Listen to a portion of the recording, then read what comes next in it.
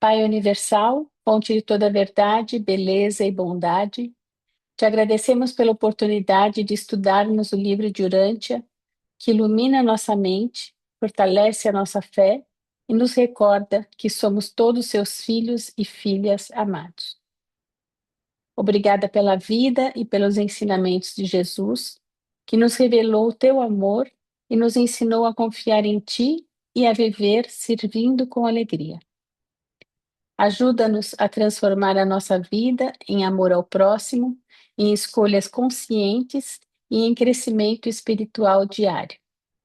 Recebe a nossa gratidão e guia os nossos passos, para que façamos a tua vontade hoje e sempre. Amém. Muito Tá bonito. muito obrigada. Tá mudo. Muito obrigado. Muito bem, pessoal. Então vamos começar lá a leitura de hoje. Nós estamos no documento 193/4, né? Que vai falar hoje do Judas. Então, as causas da queda de Judas. Sempre lembrando, nós estamos bastante próximos do final do livro. Então vamos lá, quem é que vai nos ajudar hoje aqui? As causas da queda de Judas. Foi na primeira parte da mensagem de adeus do Mestre aos seus apóstolos que ele fez alusão à perda de Judas e mostrou o destino trágico do companheiro de trabalho traidor como uma advertência solene contra os perigos do isolamento social e fraternal.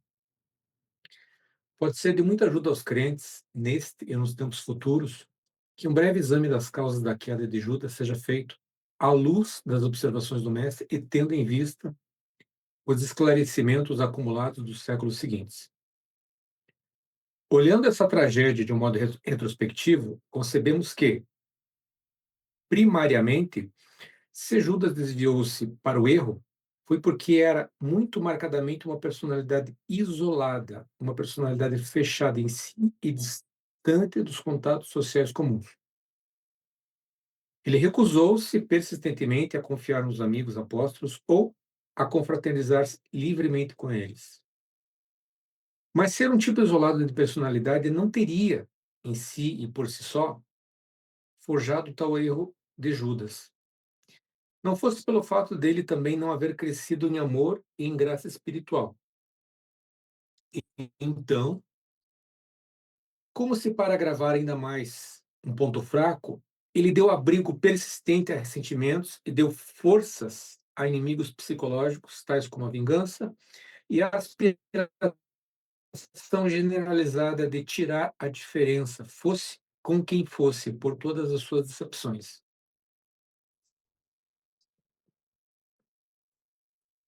Essa combinação infeliz de peculiaridades individuais e de tendências mentais conspirou para destruir um homem bem intencionado, que não conseguiu vencer esses males por meio do amor, fé e confiança. Que Judas não tivesse necessariamente de seguir esse caminho do erro é bem comprovado pelos casos de Tomé e de Natanael. Ambos foram também amaldiçoados pela mesma espécie de confiança e por um desenvolvimento. Mesmo André e Mateus apresentavam muitas tendências nessa direção. Mas todos esses homens cresceram no seu amor por Jesus e pelos companheiros apóstolos, cada vez mais e não menos, com o passar do tempo. Eles cresceram em graça e no conhecimento da verdade e tornaram-se cada vez mais confiantes nos seus irmãos e, aos poucos, desenvolveram a capacidade de confiar nos companheiros. Judas recusou-se com persistência a confiar nos seus irmãos. Quando se sentia, por causa do acúmulo de seus conflitos emocionais, compelido a buscar o alívio em alguma expressão própria, ele invariavelmente buscava um conselho pouco sábio, recebendo o consolo dos seus parentes não espiritualizados ou de conhecidos casuais que ou eram indiferentes ou mesmo hostis ao bem-estar e ao progresso das realidades espirituais do reino do céu, do qual ele era um dos 12 embaixadores consagrados na terra. Judas encontrou a derrota nas suas batalhas e lutas terrenas por causa da fraqueza do seu caráter e dos seguintes fatores nas suas tendências pessoais. 1. Era um ser humano do tipo isolado, e sendo altamente individualista, escolheu tornar-se uma espécie de pessoa definitivamente fechada em si e antissocial. 2. Quando era criança, a vida se fez fácil demais para ele.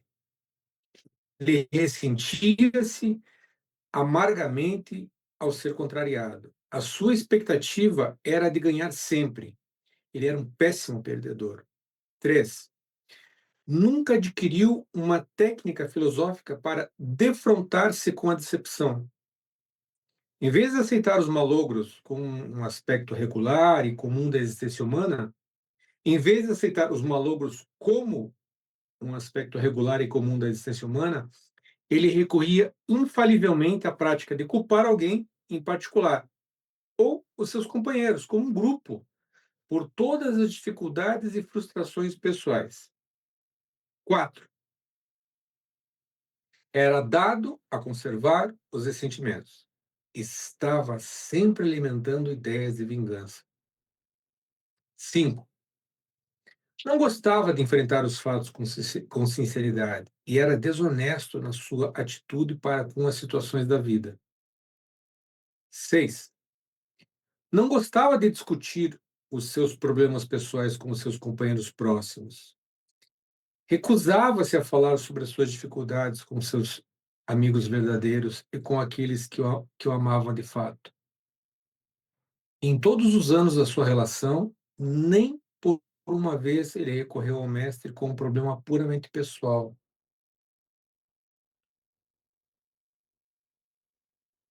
7. Nunca aprendeu que as recompensas verdadeiras pelo viver com nobreza são, afinal, prêmios espirituais, os quais nem sempre são distribuídos durante essa curta vida na carne. O resultado das suas mágoas multiplicaram-se, as tristezas cresceram, as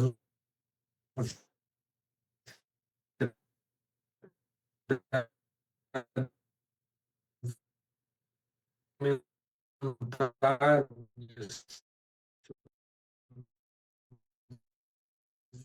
desespero aprofundou-se na personalidade, ele ser isolado, na mente, ele ser vingativo e cheio de suspeição. No temperamento, ele ser áspero e da desforra. Emocionalmente, ele ser sem amor e incapaz de perdoar. Socialmente, ele não confiar e permanecer fechado em si próprio.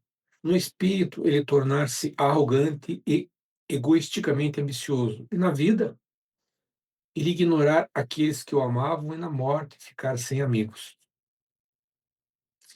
Esses, pois, são os fatores mentais e as más influências que, juntas, explicam por que um crente de Jesus, outrora bem intencionado e também sincero, mesmo depois de vários anos de ligação íntima com a personalidade transformadora de Jesus, abandonou os seus companheiros, repudiou uma causa santa, renunciou à sua sagrada convocação e traiu o seu mestre divino. Obrigado, Milton. Não sei se é a minha conexão aqui que está ruim, mas a sua acho que está falhando. Para mim Sério? também falhou. Então tá bom. Mas mesmo assim deu Foi mal. para. Não, deu para ler, tudo bem. Muito bem. Comentários?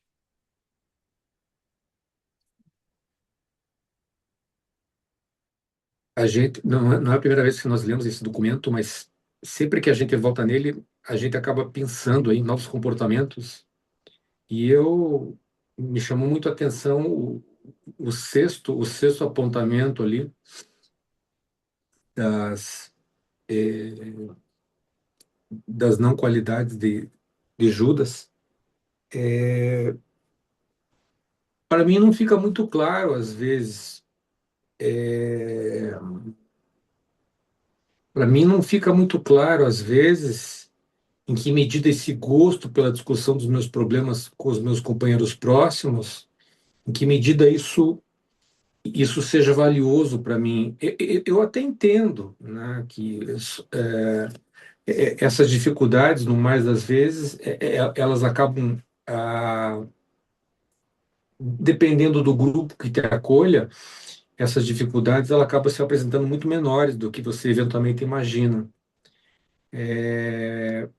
Mas o documento pontua aqui como se essa franqueza, se essa discussão dos meus problemas pessoais com um grupo próximo, ele necessariamente deva ser uma qualidade que eu deva desenvolver. Eu não tenho isso muito claro em mim. Eu acredito que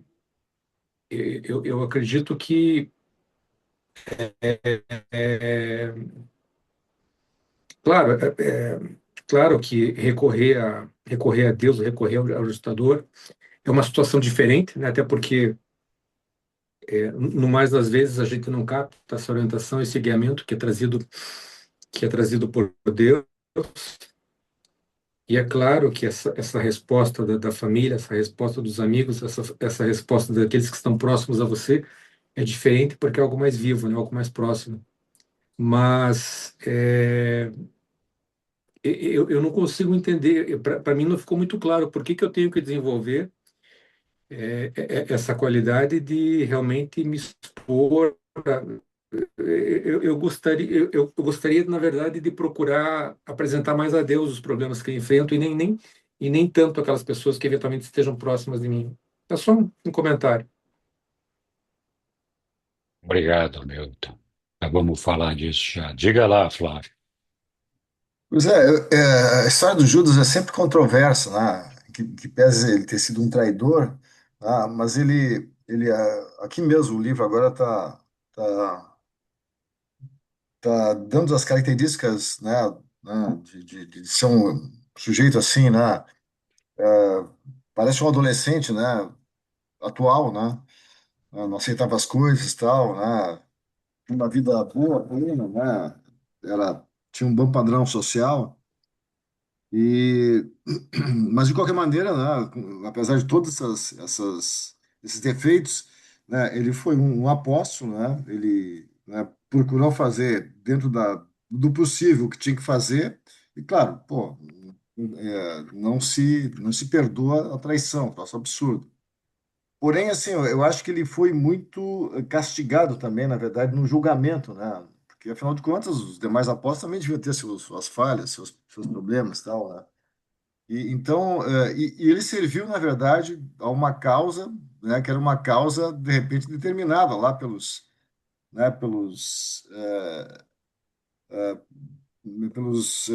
pela hierarquia maior, né, de ser alguém que realmente fosse trair Jesus, né, ou que fosse provocar esse tipo de reação, que causasse isso tudo.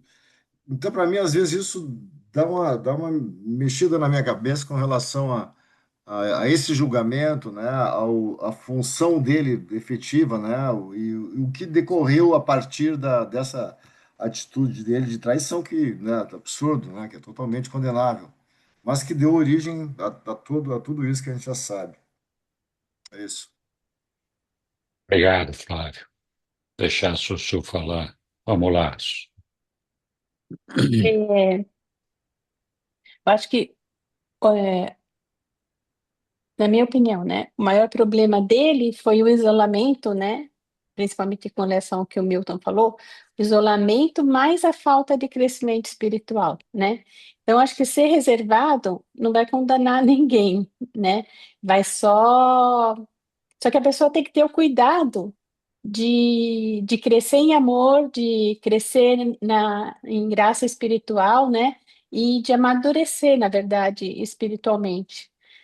Porque sem o amor, sem o serviço, sem a entrega, as fragilidades vão, ao invés de serem curadas, elas vão sendo alimentadas, né? Então, quando é falado aqui que o isolamento foi um dos maiores problemas, eu acho que o isolamento de Judas foi um grande problema, porque ele se afastava de todo o resto, inclusive de Jesus, né? Porque quando Jesus, e isso fazia com que ele alimentasse a mágoa, o ressentimento, e cada vez ele se afastava mais. Então, cada vez, ao invés de crescer espiritualmente, ele se isolava e se afastava do crescimento espiritual. É isso que eu vejo. Então, não que a gente tenha que ficar partilhando nossos problemas com todo mundo. Eventualmente, a gente partilha com aquelas pessoas com quem a gente tem uma sincronia maior, uma sincronicidade maior, com que a gente tem uma empatia maior, ou que pensa mais como a gente, sei lá, tem diversos fatores. Mas o problema do afastamento de Judas, dele ser tão reservado e isolado, foi que isso criou uma muralha em torno dele e que ele, ao invés de crescer espiritualmente, ele foi diminuindo. É dessa forma que eu vejo. Muito bom, muito Legal. obrigado, Sussu. Oi, Caio.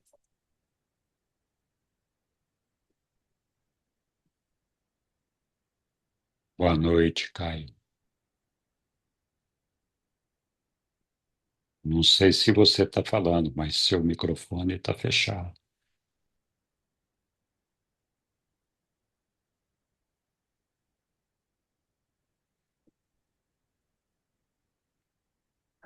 Bom, não estamos ouvindo o Caio, né? Não sei se ele está com dificuldades lá. Mas enquanto isso, eu vou aproveitar então para fazer alguns comentários aqui sobre o que já foi falado, né?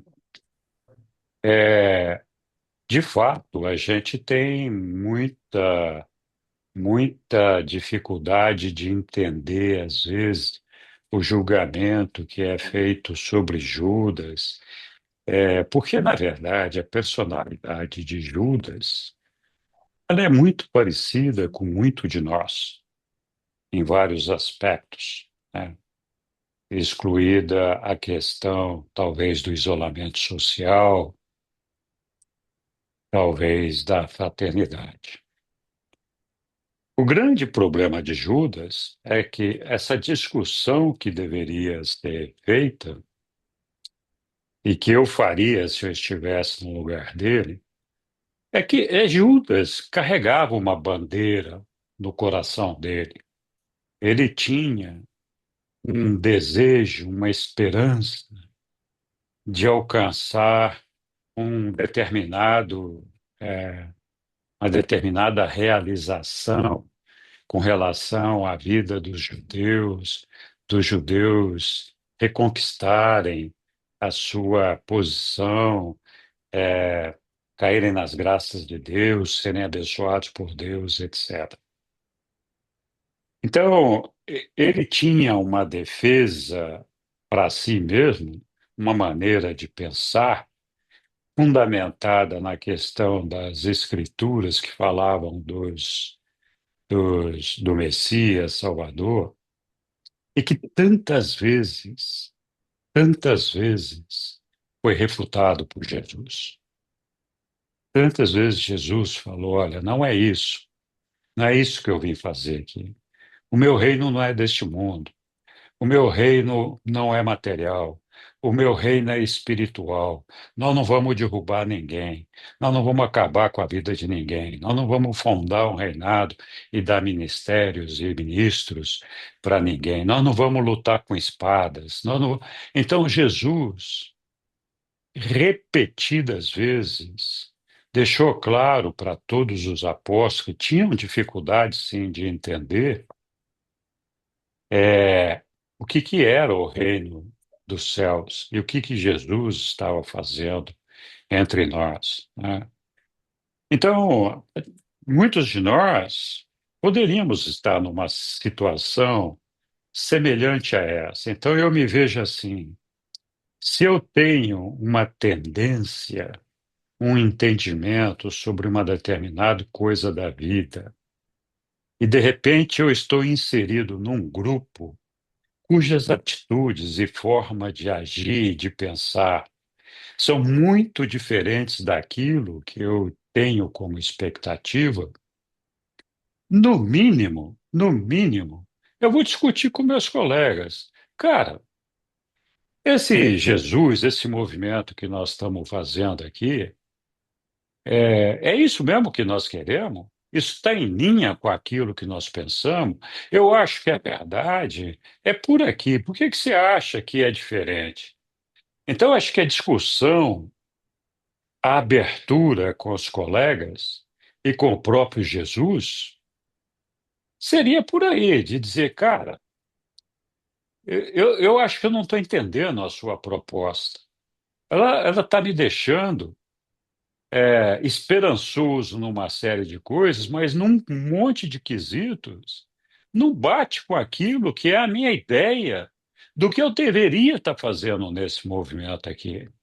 Então eu quero ter certeza do que é esse movimento e quero discutir quais são as minhas ideias para ver por que elas estão erradas, o que está. Então, na medida em que Judas passou por essa turbulência desse sentimento, de uma expectativa de que a coisa fosse mudar amanhã, amanhã, amanhã, e de que o movimento fosse se alinhar com as ideias dele, foi se prolongando. Eu acho que nenhum de nós, nenhum de nós deveria se ver numa situação dessa, né? Se você está inserido no contexto de uma coisa e você tem dúvidas de que aquela coisa é aquilo que você está querendo, aquilo que você está esperando, o mínimo que você deve fazer é discutir isso com as pessoas que estão envolvidas naquilo ali, né? Falar, cara,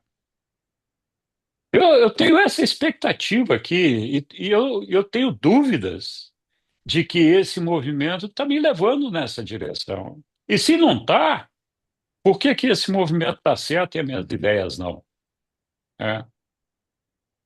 Então, acho que o ponto da comunhão, da discussão das ideias e dos problemas com os colegas e com o próprio Jesus está centrado nisso. Ora, você está fazendo uma coisa que não é exatamente aquela que você esperava. E você continua ali inserido, esperando que as coisas mudem, para que elas sejam da maneira como você pensa. Qual é a tua participação nesse movimento? De que maneira que você está influenciando ali? Qual é seu papel nesse negócio? É o mínimo que uma pessoa tem que fazer, tem que entender. Tá, o que que eu estou fazendo aqui, né? Esse negócio está em linha comigo ou não? E se eu estou errado, onde é que eu estou errado? Essa é uma coisa. E quando a gente fala do isolamento de Judas, existem várias maneiras da gente ver esse isolamento.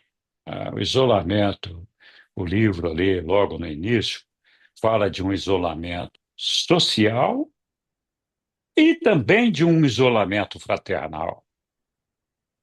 Porque uma coisa é você participar de atos sociais, você pular carnaval, ir na torcida do futebol, estar envolvido com as pessoas num movimento qualquer, mas você não ter nenhuma relação fraternal, não considerar que aquelas pessoas que estão ali com você é parte da sua família, parte das suas ideias, parte daquilo que você pensa.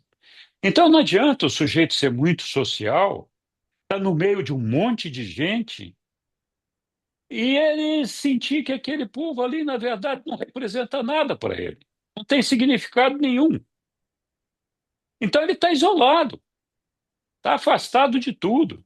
Ele só está no meio da multidão, mas ele está isolado, ele não faz parte daquilo ali, né? Acho que o Caio conseguiu voltar aí. Caio, vamos lá. Oi, consegue me ouvir? Agora sim. Ah, agora sim. Tá. Não, o que eu ia falar é que em psicologia se sabe bem esse poder do você poder externar as suas preocupações. Não faz bem você deixar as suas preocupações remoerem dentro de você, tá? Isso aí gera um monte de problemas, inclusive alguns falam que até problemas de saúde, tá? Mas mesmo que não sejam problemas de saúde, o você remoer, né, um problema, uma dúvida, não é saudável. Então, eu acho que o ponto ali, que é dito no livro, são várias coisas de verdade. Você vê ali a questão de Judas, ele tinha várias coisas erradas ali com ele, tá? Eu acho que uma das primeiras é que ele não foi criado numa casa onde ele tinha certas dificuldades que ajudassem ele a criar um caráter forte, né? Então ele foi uma pessoa que nunca aprendeu a ser bom perdedor, né? Obviamente uma pessoa que sempre teve seus quereres satisfeitos, chega em um cenário onde não tem os seus quereres satisfeitos, começa a ficar perigoso, né? Acho que isso é uma das coisas que é falado bem ali no livro, mas vocês podem ver que eu acho que todas as dúvidas ali que se tinha nos discursos de Jesus, assim, eu não me lembro de uma que Judas tenha levantado a mão para pedir esclarecimento, né? E aí me vem à cabeça essa coisa de que Jesus fala de que você tem que entrar no reino do céu como uma criança. Você está aqui, você pode ter um certo entendimento, mas você está aqui engatinhando, né? Todos aqui estamos engatinhando. Então, precisa ter uma certa humildade. A gente pode conjecturar, a gente pode pedir esclarecimentos, tudo, mas existe uma certa sinceridade e humildade que é necessária, né? Para que se possa digerir essas coisas, né? E a postura que me parece a de Judas é de alguém que já sabia muito bem o que queria, como queria, e ele ficou lá no movimento e por horas e horas, né, se foi acumulando frustrações do querer dele. Nunca chegava ao que ele queria. Chegava sempre a algo distinto do que ele queria, né? E aí somou-se isso a alguns fatos de que houve umas chamadas públicas, né, de Jesus com ele, e óbvio que isso acabou ocasionando em desastre, né? Mas, Milton, eu acho que esse negócio de trocar informação com alguém, eu acho que é muito assim, alguém muito próximo, tá? Se você tiver uma amizade muito próxima, porque às vezes a gente está nesse mundo moderno também muito distraído, né? E talvez a pessoa que está próxima de ti não esteja tão próxima a ponto de você poder se abrir de todo o coração.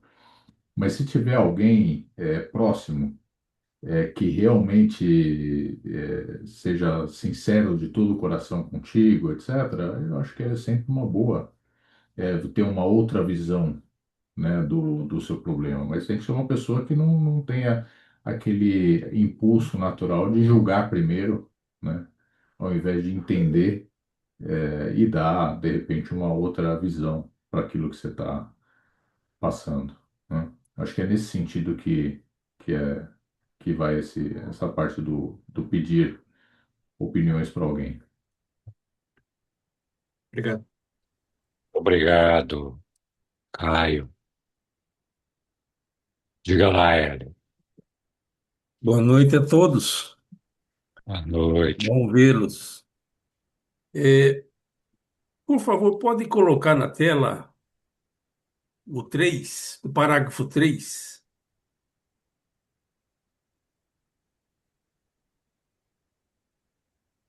Olha lá, Hélio. Então, logo na segunda frase, eu destaquei aqui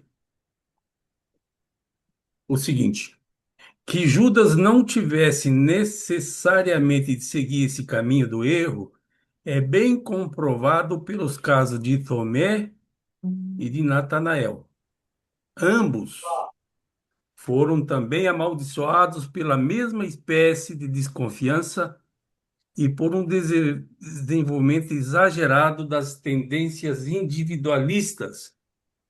E na sequência diz: mesmo André e Mateus apresentavam muitas tendências nessa direção. As características que os reveladores colocaram, a, atribuindo a Judas, está do 5 em diante, até o 11, e são 7. E eu confesso honestamente que tudo me pareceu meramente especulativo. Não é uma assertiva, foi isso, foi aquilo, é quase como eu acho, eu penso. Não é propriamente na minha opinião, uma revelação, o que me torna, por assim dizer, ainda curioso. Eu esperava que o documento, muito embora eu já o tenha visto, fosse mais específico. Tanto que nós aqui nessa congregação, nessa sala, estamos ainda especulando. Ora, se os reveladores disseram foi isso, foi aquilo, e deram 7 motivos para isso, por que nós estamos aqui especulando? Pelo que eu ouvi aqui, a especulação não tem a ver mais com Judas, tem a ver mais com cada um de nós, se eventualmente nós não alimentamos os mesmos defeitos que os reveladores especularam em relação a Judas. Ah, será que eu não estou no perfil do Judas? Será que eu não estou no perfil do Tomé? Será que eu não estou no perfil do Mateus? Então, será que eu não sou exatamente o tipo de pessoa que pode cometer uma traição porque tem essa característica psicológica, tem essa formação da infância? Num dos Uma das especulações dos reveladores diz o seguinte, que o Judas foi uma criança mimada e dizendo, primeiro afirma que foi mimado, depois afirma que ele foi contrariado. Normalmente uma pessoa mimada não é contrariada. Pelo contrário, uma pessoa mimada, todo mundo, a começar pelos pais, fazem exatamente o que o mimado quer.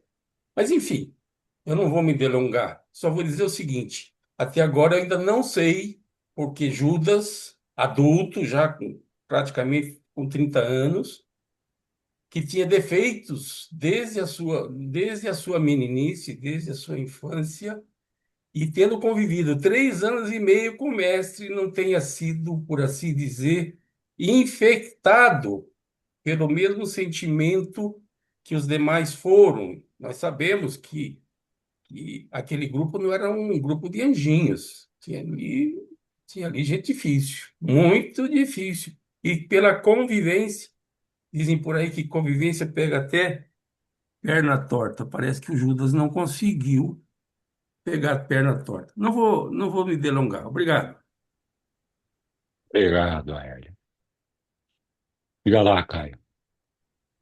Só no ponto que o Aélio trouxe, de que parecem conjecturas, isso para mim é explicado ali no documento 12, que ele fala que o universo é altamente previsível, mas quando a mente, a matéria e o espírito são unificados pela personalidade da criatura, ficamos totalmente incapazes de predizer as decisões do livre-arbítrio de tal ser. Então, o resultado do que vai sair é totalmente imprevisível e realmente só pode se fazer conjecturas, tá? Assim como eles falam ali na Rebelião de Lúcifer, que eles tentam também entender o que originou aquilo e que eles conjecturam que nasceu da cabeça dele, né? São coisas que são da personalidade. A personalidade é o que faz isso, é o que faz ser imprevisível, as ações de um ser, tá? Isso para mim explica o porquê não tem um julgamento final ali, Hélio.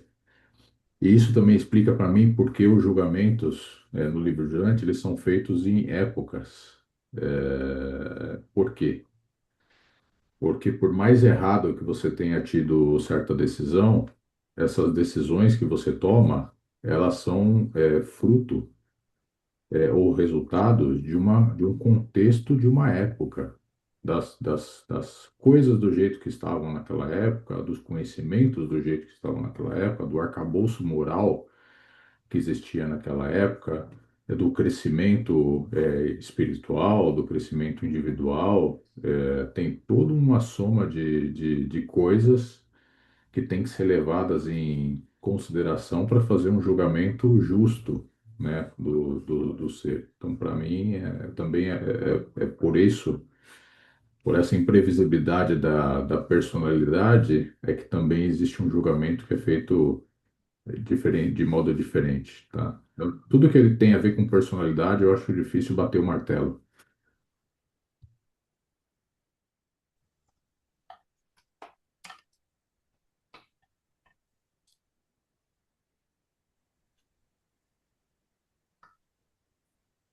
Hélio, Então, eu não queria extrapolar, trazendo nenhuma consideração fora do texto, mas no mundo cristão existe muita especulação a respeito do comportamento de Judas. Entre elas, se foi um estado de espírito eventual que ele estava passando por alguma situação muito específica, emocional, e que isso não tinha a ver necessariamente com a índole dele, tem a ver com a circunstância específica daqueles dias, daquela semana em Jerusalém. De sorte que nós, sob emoção, violenta emoção, podemos cometer erros, mesmo contrariando a nossa índole. Então, o grupo entende assim. O outro diz, não, ele nasceu traidor, cresceu traidor, era uma questão de chegar a hora para ele trair. Além disso, no mundo cristão, entre as igrejas, existe a seguinte especulação. É uma especulação, não se trata de uma certeza, muito embora alguns padres e pastores queiram determinar como certeza, mas não passa de especulação. Dizendo o seguinte: isso estava escrito que haveria uma traição e que alguém precisava ser o traidor. É aquela questão, se está escrito, é destino. A pessoa é vítima do destino, não é uma escolha, não é uma circunstância. Ela nasceu para cometer, se não fosse ela, seria outro. Se não fosse esse, seria aquele. Jesus precisaria ser traído e recaiu sobre Judas. Esse é um grupo que pensa assim, que Judas não tem essa culpa toda. Ele nasceu determinado com um alvo nas costas, que ele deveria ser sim um traidor e que ele não tem toda essa culpa, não. Porque Jesus precisaria ser traído e precisaria ser morto. São considerações que o texto não revela e que eu estava curioso para ver se poderia trazer esse tipo de consideração fora, dentro do livro durante que já existe no mundo cristão.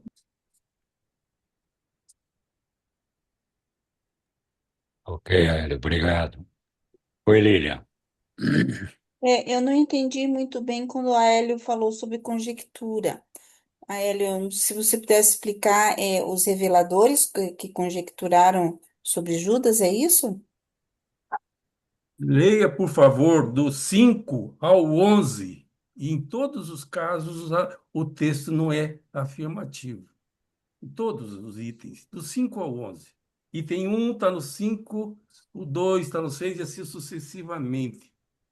Então, dizer que ele era um ser humano isolado quer dizer o quê? Que você que é isolada também vai ser assim?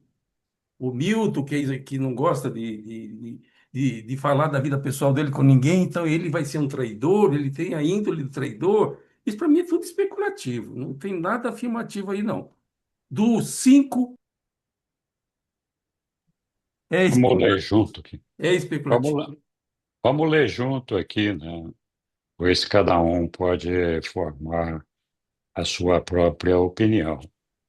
Eu recomendo Então, que a aqui, Lilian leia o texto, que a Lilian foi eu discutir. vou ler aqui, todo mundo vai ouvir, inclusive Ok. você e a Lilian. Então, aqui no 4 está escrito assim, ó. Judas encontrou a derrota nas suas batalhas de lutas terrenas, por causa da fraqueza do seu caráter e dos seguintes fatores nas suas tendências pessoais.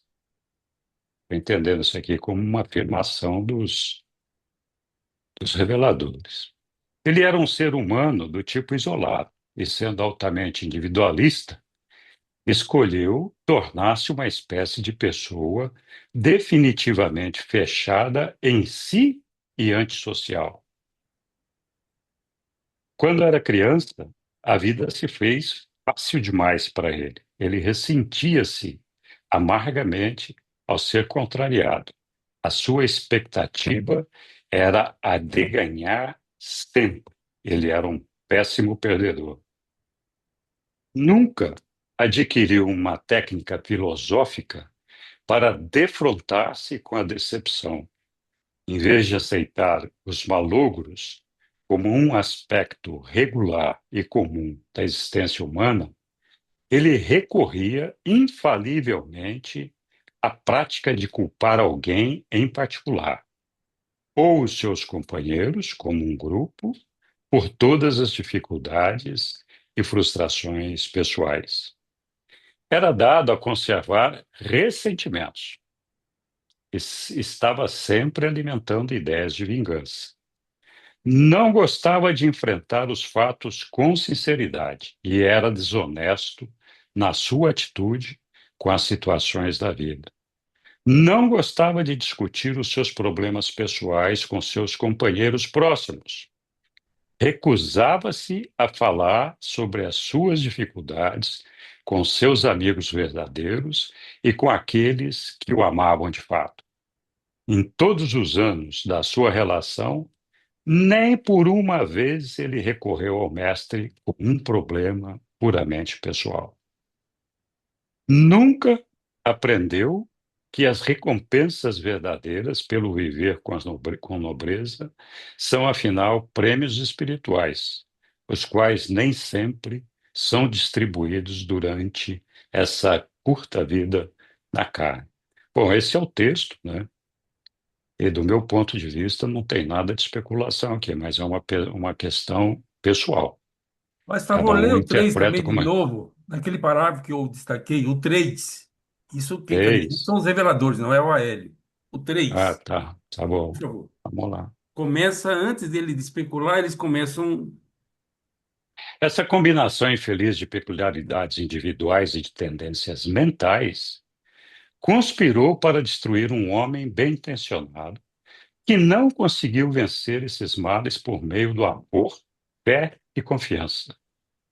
Que Judas não tivesse necessariamente de seguir esse caminho do erro é bem comprovado pelos casos de Tomé e de Natanael. Ou seja, Tomé e Natanael tinham problemas semelhantes aos de Judas. Ambos foram também amaldiçoados pela mesma espécie de desconfiança e por um desenvolvimento exagerado das tendências individualistas. Mesmo André e Mateus apresentavam muitas tendências nessa direção, mas todos esses homens cresceram no seu amor por Jesus e pelos companheiros apóstolos, cada vez mais e não menos, com o passar do tempo. Eles cresceram em graça e no conhecimento da verdade e tornaram-se cada vez mais confiantes nos seus irmãos. E aos poucos desenvolveram a capacidade de confiar nos companheiros. Judas recusou-se com persistência a confiar nos seus irmãos. Quando se sentia, por causa do acúmulo de seus conflitos emocionais, compelido a buscar o alívio em alguma expressão própria, ele invariavelmente buscava um conselho pouco sábio, recebendo o conselho de seus parentes não espiritualizados ou de conhecidos casuais que ou eram indiferentes ou mesmo hostis ao bem-estar e ao progresso das realidades espirituais do reino do céu, no qual ele era um dos 12 embaixadores consagrados na Terra. Também, na minha opinião, aqui, nada sugere que tenha sido uma especulação dos reveladores essa situação, mas é uma questão de interpretação pessoal.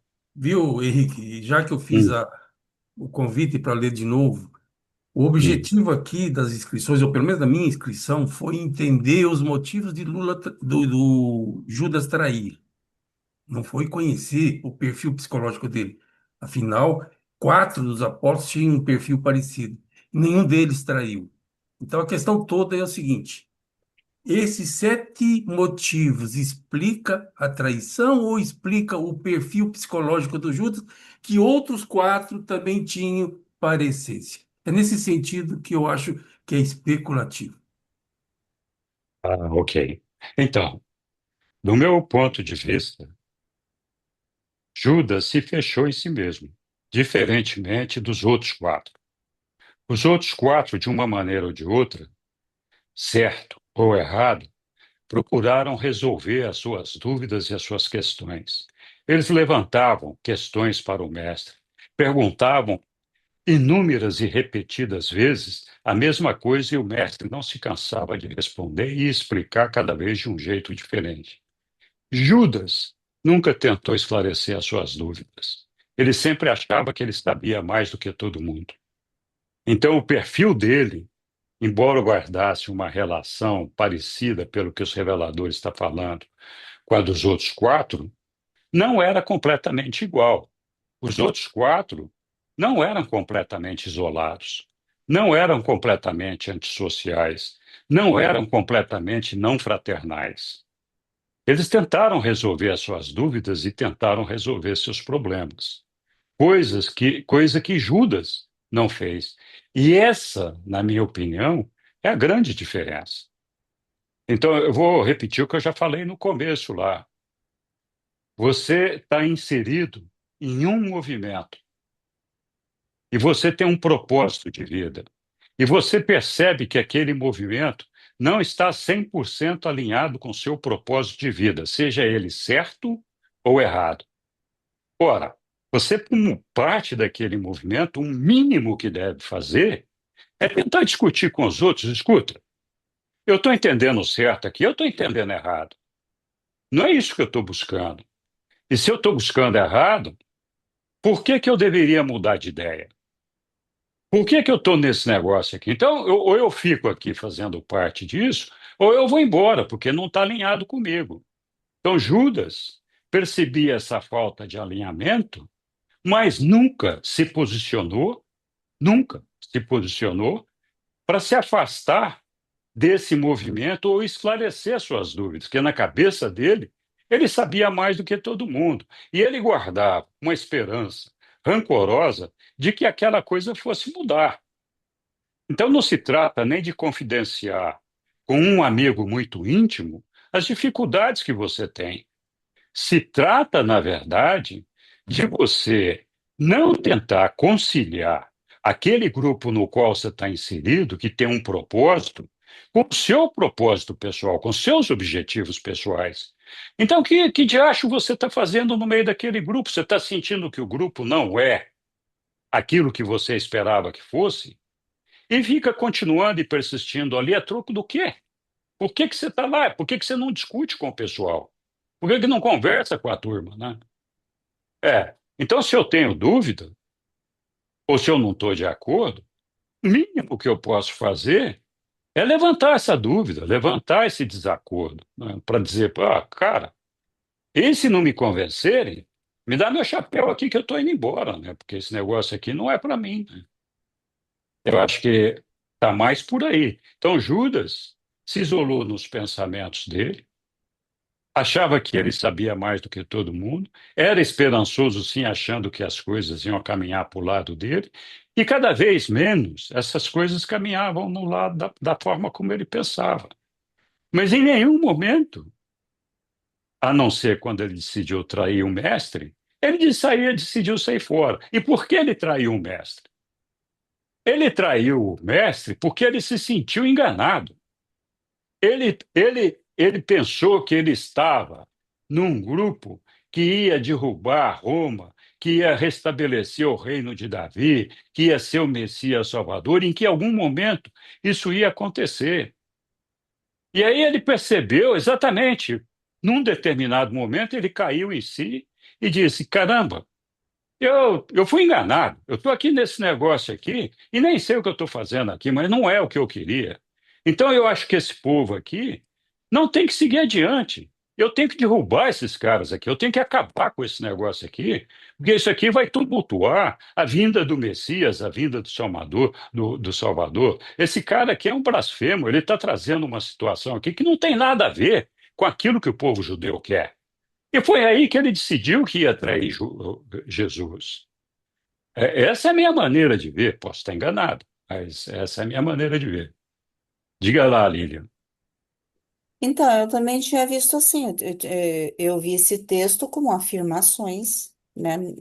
Em nenhum momento vejo conjecturas, mas afirmações dos reveladores com relação àquilo que Jesus disse, né, para os apóstolos sobre Judas. Eles fizeram tipo um resumo, e eu vejo assim, legal eles colocarem esse texto, porque você percebe ali as causas, realmente as causas da queda de Judas.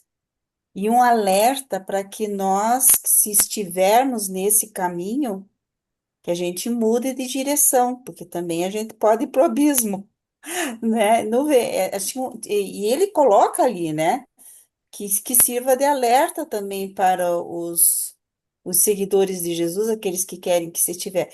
E a gente vê muitas características ali de Judas, por exemplo, no sentido dele ser mimado, realmente, a pessoa que é mimada, quando você diz não para ela, né, você diz não, ela fica nervosa, ela faz birra, ela, né, ela parece uma criança, né, eu vou dizer não, me disse não, então agora aqui eu vou deitar no meio do supermercado aqui, vou começar a chorar e berrar.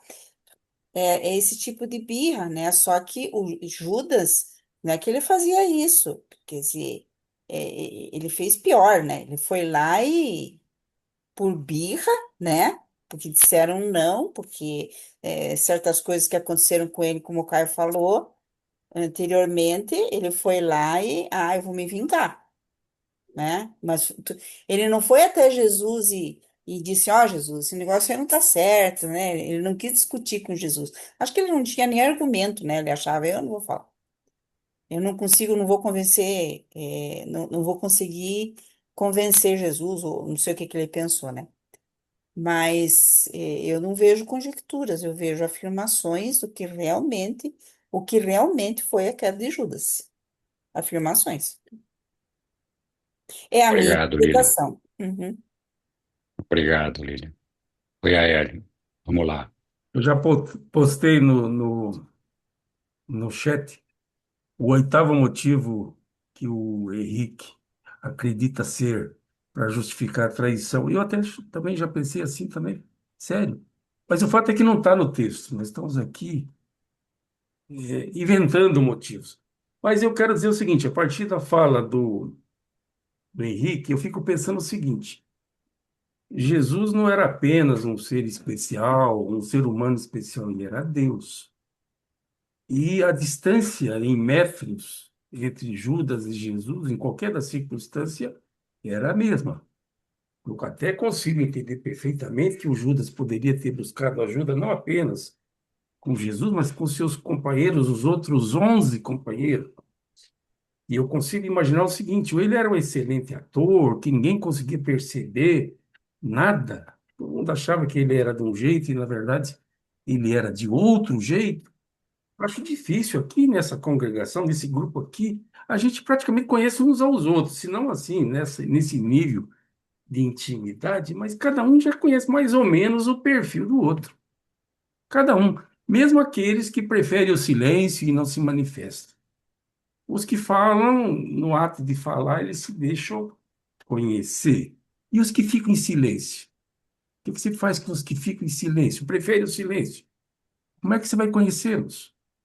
Muito bem, é mais difícil, mas é possível. Pela atitude corporal, por uma ação ou por outra ação, pela reação, por um motivo ou por outro. É fato que Judas poderia sim ter procurado ajuda, é fato, mas é fato também que ele poderia ter sido abordado se não pelos colegas, por Jesus. Mas, de qualquer maneira, eu estou aqui assumindo a defesa do Judas sem ter recebido procuração. Então, eu também estou fazendo o que eu estou condenando. Ah, Me desculpe. tá certo, Aurélio. Tá desculpado, sem problema nenhum, não tem nada para desculpar, tá tudo certo. Diga lá, Caio. Eu só relembrar algumas coisas que estão espalhadas em outros capítulos, né, sobre Judas. Sim, outros apóstolos viram, inclusive ali em Tiro e Sidom, né, André chegou um dia à noite e falou com Jesus a sós, que estava preocupado com Judas, e Jesus falou para ele que sim, sabia do que estava acontecendo e só pediu para que André continuasse colocando a maior confiança possível nesse apóstolo. Essas foram as palavras dele. Então, acho que não é algo que passou desapercebido a todos, pelo menos a André é dito no livro que não. Outras coisas, né, que também são ditas em outros pedaços do livro. Judas era o único judeu mesmo ali do grupo, né? E como judeu mesmo, eu entendo que é o cara que mais esperava o Messias, o rei, queria se sentar no trono de Davi, e queria proclamar o reino com grande poder e etc. E ele viu várias vezes, isso é mostrado no livro, várias vezes, Jesus tendo a chance de ser coroado no milagre lá da multiplicação dos pães, dos alimentos, depois na entrada de Jerusalém, pelo menos essas duas vezes e algumas mais, onde Jesus decidiu não aceitar as honras, né? E é dito em algum pedaço do livro que é, aqui a Hélio, só no que você escreveu, é que o Jesus era galileu, né? Pelo menos até falar que era o sotaque dele era galileu, né? Pelo menos é o que é dito lá no livro. E é dito também que Judas, por exemplo, quando ele viu que Jesus não ia se aceitar ser proclamado, né, rei, etc., que ele viu alguma fraqueza. Ele viu que Jesus era muito suave para o que ele esperava ser aquele Messias. Então, ele tinha uma expectativa, essa expectativa não foi atendida e ele simplesmente, uma hora, se decidiu pular do barco. E tem uma outra coisa que é dita lá, que quando ele estava fazendo traição, depois ele esperava ter honras no Sinédrio, que também ficou depois ofendido por não ter essas honras no Sinédrio. Então, claramente, é alguém que esperava, né, não ser contrariado, que pelo menos algo que ele tivesse na cabeça, alguma expectativa que ele tinha, ou o pensamento dele, ele esperava ser verdade, ou ser reafirmado como uma verdade em algum momento, e ele também ter as honras, né, de alguém que estava num lugar especial, né? E quando ele percebeu que ele não estava num grupo de pessoas especiais, pelo menos não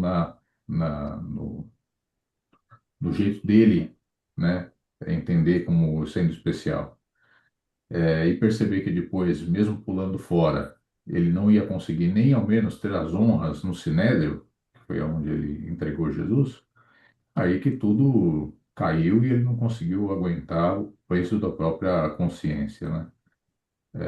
Então, infelizmente, é dito em outra parte do livro de Dante, que apesar da vida sofrida que a gente tem, né, dos problemas que a gente tem que lidar durante a vida, etc., mas essas coisas são importantes para a formação de um caráter forte que vai ser necessário lá para as idades futuras, tá? Então existe um valor muito importante de lidar com essas coisas e lidar de modo energético com os problemas que a gente tem. Isso é parte da nossa formação, isso é essencial para a nossa formação. E parece que faltou isso, faltou um bom tanto disso na vida de Judas, né? É isso. Obrigado. Obrigado, Caio. Bem isso mesmo daí. É, o que eu acho que é importante para todos nós aqui, dessa, dessa passagem toda, e da vida de Judas e dos demais apóstolos, é que todos nós, de alguma forma, somos produto de um meio. Nós somos influenciados, desde que nós nascemos, por diversas coisas que acabam fazendo parte da nossa vida e que nós frequentemente adotamos muitas dessas coisas como sendo verdades supremas. Eu acho que a lição aqui é assim, de fato, a vida nos desenvolve, trabalha a nossa mente, trabalha o nosso entorno de uma maneira que acaba nos conduzindo para determinadas crenças, determinados aspectos que nós consideramos como verdade. Mas uma coisa que é importante para todos nós é sempre questionar, né? Escuta, eu estou caminhando na direção certa? Faz sentido isso que eu estou fazendo aqui? Essa verdade que eu acho que é uma verdade faz sentido? Tem, tem razão de ser? Eu acho que nós temos que aprender a ter um senso crítico, a um senso de questionar essas verdades que nós carregamos conosco mesmo, essas convicções que a gente tem. E a maneira da gente questionar isso daí é justamente compartilhando, buscando ouvir outras ideias e analisando essas outras ideias, ter uma abertura da mente para o nosso crescimento, né? Nós não podemos achar que aquilo que nós construímos de entendimento das coisas, quando nós começamos a nossa vida, 30, 40, 50, 20, 10 anos atrás, é a expressão da verdade. As coisas mudam. E nós temos que ser observadores, temos que questionar essas coisas, ter esse senso crítico, mas um senso crítico com respeito, com dedicação, com a mente aberta para poder olhar e ver. Então, hoje mesmo, a gente vê essas religiões institucionais, e na cabeça de todo mundo, Adão e Eva, da maior parte da cristandade, Adão e Eva foram os primeiros habitantes da Terra. Adão e Eva foram os filhos criados por Deus na perfeição e que caíram em desgraça. E que por isso mesmo foram castigados. E aí tiveram o filho Abel e Caim, e um matou o outro, e um fugiu lá para a terra de Nod. Quem era esse Nod? De onde saiu esse Nod? Casou com uma mulher lá dos Noditas. Quem era essa mulher? Não era Adão e Eva que era o primeiro? Então, É os assim, primeiros. nós temos que ter um senso crítico de tentar, pelo menos pensar, isso faz sentido? Realmente faz sentido isso que eu estou aprendendo aqui, isso que me foi dado como ensinamento?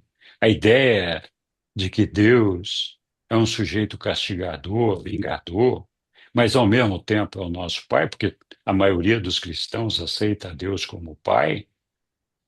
Então, que droga de pai é esse que fica castigando, arrumando pegadinha, com a caderneta na mão, apontando meus problemas, tentando buscar uma maneira de me pôr no inferno, colocando pedrinhas no caminho para me derrubar, para ver se eu escorrego ou não? Mas que droga de pai é esse? Que pai que faz isso com o filho, né? Então, esse senso crítico a gente desenvolve a partir mesmo da nossa mente cósmica, dos sete espíritos ajudantes da mente, do ajustador do pensamento, do espírito da verdade, que à medida que nós vamos nos deixando conduzir ou nos aproximando mais dessas fontes, a gente acaba tendo uma maior lucidez, uma maior claridade para fazer uma análise crítica das coisas que nos cercam, né? Vamos conseguir eliminar todas? Não, não vamos. Vamos conseguir resolver todas? Não, não vamos. Vamos encontrar a verdade ali na primeira crítica que eu fizer, na primeira análise que eu fizer? Provavelmente não. Será que isso que eu estou estudando aqui é a pura verdade? Eu tenho que ter esse senso crítico, e faz sentido esse livro de Urântia. O que os reveladores estão contando aqui parece ter um senso de sentido, ou é mais uma balela fantasiosa que está buscando me convencer de uma coisa que eu não acredito? Deus tem esse poder? Deus é poderoso ou não é? Pode mandar escrever um livro ou não pode? Então, a gente tem que ter essa sensibilidade. Nem sempre a gente consegue resolver todos os problemas. O fato é que Judas não tinha esse senso crítico. Ele achava que ele era o dono da verdade. E nada ia mudar a cabeça dele. E ele se desesperava porque que não, a coisa não está acontecendo do jeito que eu queria, né? Ou do jeito que eu esperava. E ele nunca se preocupou em discutir por quê, né? Bom, desculpa, estou me alongando demais. Vamos lá, Leopoldo. Eu só queria fazer um comentáriozinho. É o seguinte: a gente sabe que, inclusive, na sessão anterior, o Judas Iscariotes ele era um zelote, do movimento dos zelotes, assim como também nos apóstolos também tinha outros casos, por exemplo, do Pedro, né? E possivelmente também tinha outros que eram revoltados com o sistema romano. E os zelotes, eles eram muito radicais, eles não aceitavam, né, o comando romano de hipótese nenhuma. Então Jesus falou: eu não sou. Eles esperavam o Messias, e ele falou: eu não sou. Meu mundo não é esse, meu mundo é de outro. Só que eles não aceitavam, não acreditavam. E quando realmente ele se viu traído, né, por Jesus Cristo, pelo sistema, o que ele fez? Ele, na realidade, os zelotes achavam, eles pensavam, que se Jesus Cristo fosse preso, Jesus Cristo, na realidade, seria o elemento mais importante naquela época em todo o movimento. Então, o povo se revoltaria contra os romanos. Possivelmente, iniciaria um conflito com a prisão de Jesus Cristo, iniciaria um conflito contra os romanos. Aí seria aquilo que realmente seria o projeto, no caso dos zelotes. Mas quando ele viu que realmente não aconteceu, então ele simplesmente, a gente sabe o restante da história, né? Mas pelos zelotes, eles acreditando na prisão de Jesus Cristo, automaticamente o povo se revoltaria contra o Sinédrio, automaticamente também contra o povo do sistema romano. Obrigado. Ok, Leopoldo. É uma ideia. Vamos lá, Ivanil. Então, fica tantas dúvidas nesse documento, né, que a gente gostaria de ter respostas. Uma delas é Jesus conhecendo e sendo quem era e quem é, conhe- com certeza conhecia o Judas muito mais do que ele próprio, né? Mas por conta da determinação de fazer a vontade do Pai, ele não podia interferir no livre-arbítrio dele, né? Então, aconteceu do jeito que aconteceu. Mas uma dúvida que eu não encontro, estava quebrando cabeça que eu não encontro uma explicação, é a personalidade. Por que personalidades são tão diferentes, né? A gente encontra tantas pessoas Judas aqui na nossa família, no nosso círculo social e tal, não no sentido de traição e de suicídio, mas de temperamentos desequilibrados, né? E aí a pergunta é, se a personalidade é a doação do pai, por que somos tão únicos, tão diferentes, né? Venho lidando com uma pessoa da família ela não quer compreender certas coisas que a maioria compreende. Assim, uma pessoa tão próxima e tão revoltada, criada no mesmo seio familiar, com as mesmas coisas. E aí a pergunta que eu sempre faço, mas por que essa personalidade é desse jeito? Vocês teriam uma resposta para isso? Obrigada. Obrigado, Ivanil. Oi, Caro. Alô, alô. Agora sim. Oi. Deixa eu endereçar uma coisa antes e depois eu já vou para a dúvida da Ivanil. Uma outra coisa interessante que vocês vão notar, que pode ser uma alternativa, inclusive, porque o Aélio trouxe aqui, se Jesus sabia que Judas estava complicado, né? Por que Jesus não foi a Judas e ofereceu ajuda? Tá? E vocês vão ver que várias ordens de seres celestiais, né, derivados da Trindade, como Emmanuel, né, tudo, eles só dão opinião de algo se perguntados. Eles nunca dão opinião ou uma sugestão sem ser perguntados, tá? Assim como o pai ajuda só quando é pedido, solicitado, né?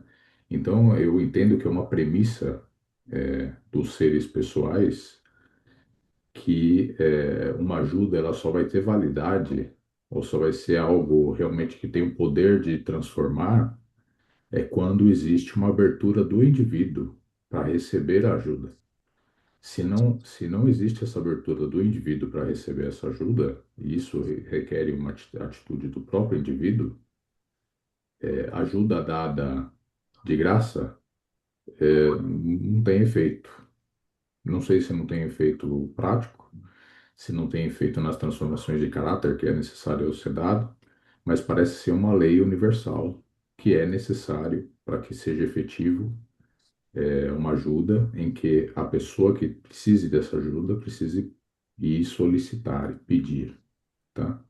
Então isso para mim parece ser uma lei universal e é uma coisa que Jesus respeitou muito. Ele estava disposto a falar de qualquer coisa, desde que as pessoas chegassem para ele e perguntassem, e de maneira individual. E também outra coisa interessante, se recusava a resolver problemas entre indivíduos. Eles aceitavam chegar, né, pessoalmente com cada um e falar sobre os seus problemas. Mas entrar no meio de problema de duas pessoas, não. Tá? Então parece também ser uma lei a qual as personalidades elas têm que se ajustar com os conflitos delas, tá? Entre elas. Isso aí é uma das coisas importantes também para a formação do indivíduo, tá? Ivanil, com respeito à personalidade, personalidade eu acho que é um dos conceitos mais complicados do livro de Urântia para se entender, mas eu posso te falar o entendimento que eu tenho hoje em dia do que está escrito no livro de Urântia. Uma das coisas básicas que tem no livro de Urântia é que ele fala que personalidade é a única coisa que é imutável num crescimento do ser. Então é como se a personalidade que a gente tem hoje, o dia que a gente estiver lá entrando no paraíso, a personalidade vai ser a mesma. Ela não vai ter mudado. A personalidade não muda. Agora, eu entendo que aquilo que a gente entende como personalidade não necessariamente é personalidade, é uma salada de coisas, tá? A personalidade, o modo que eu entendo hoje, ela é o modo como você orquestra as várias coisas que você tem, tá? Então, o teu modo de pensar, o teu modo de agir, a tua mente, as tuas capacidades de espírito, os teus dons, a gente, sem perceber, a gente orquestra isso de uma maneira única, do modo que a expressão que a gente tem do que a gente é naquele momento, porque a gente está mudando, toda hora a gente está mudando, né? Mas a expressão que a gente tem, ela é como se tivesse uma digital. E essa digital é a nossa personalidade, é um modo único como a gente orquestra essas coisas, tá? Isso, de novo, é o meu entendimento aqui, tá? E o que acontece é que a gente pode, por via das emoções que a gente tem, que a gente não controla, por via das raivas, por via, de repente, de um problema de criação de caráter, que a gente não conseguiu, criar da maneira correta, tudo, a gente acaba orquestrando um monte de lixo. Então, a maneira da gente orquestrar é única.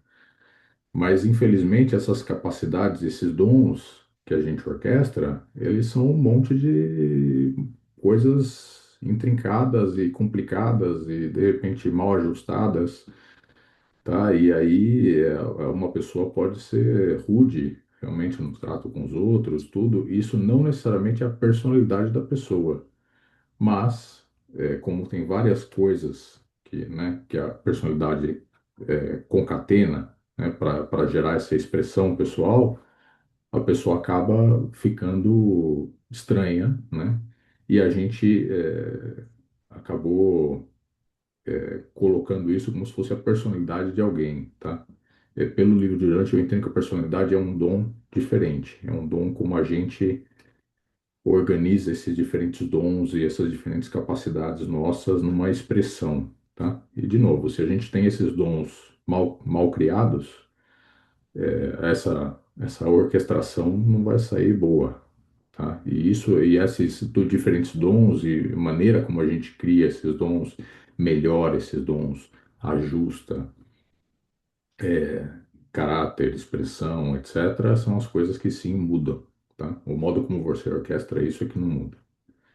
Então é um conceito um pouco diferente. Esse é o meu entendimento hoje do que é personalidade, segundo tá no livro de Urântia. Logicamente, isso cada um aqui deve ter a sua própria interpretação do que é personalidade. Obrigado. Obrigada também, e faz bastante sentido a tua explicação, acho que é por aí mesmo. Muito obrigada. Obrigado, Caio. Esse tema da personalidade é um tema, como o Caio mesmo falou, bastante complexo, e nem os próprios reveladores entendem corretamente o que é a personalidade.